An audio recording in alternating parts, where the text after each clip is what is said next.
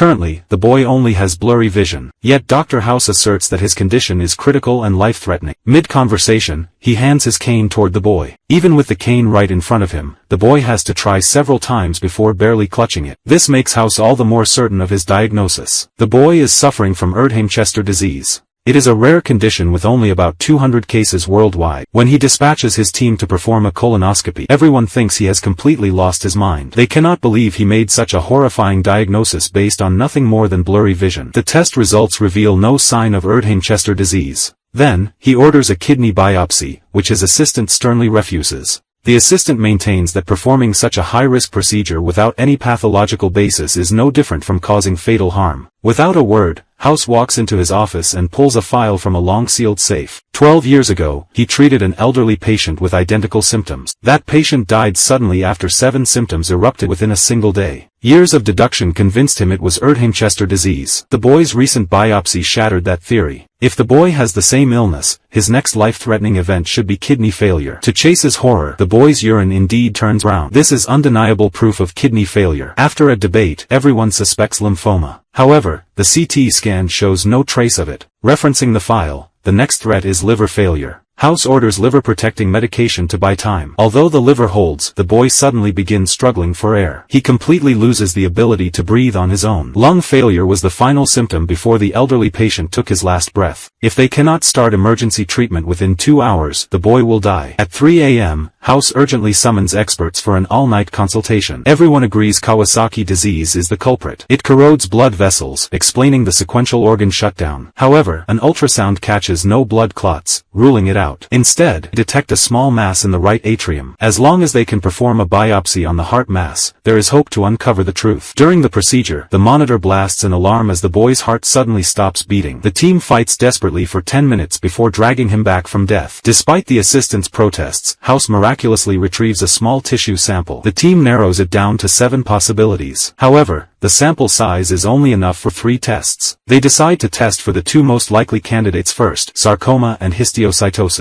Regrettably, the test results rule out both. Overwhelmed by pressure, House walks out onto the balcony. Wilson walks over, boasting about winning a fortune at poker by bluffing. These words strike House like a bolt of lightning. He immediately orders the final sample to be tested for Erdheim-Chester disease. Everyone thinks he is insane since it was ruled out by the initial colon biopsy. House reasons that the disease had simply not yet spread to the intestines at that time. Under overwhelming pressure, the team proceeds. Red stain confirms CD68 positive. Erdheim-Chester disease is indeed the culprit. House won the gamble and saved the boy's life.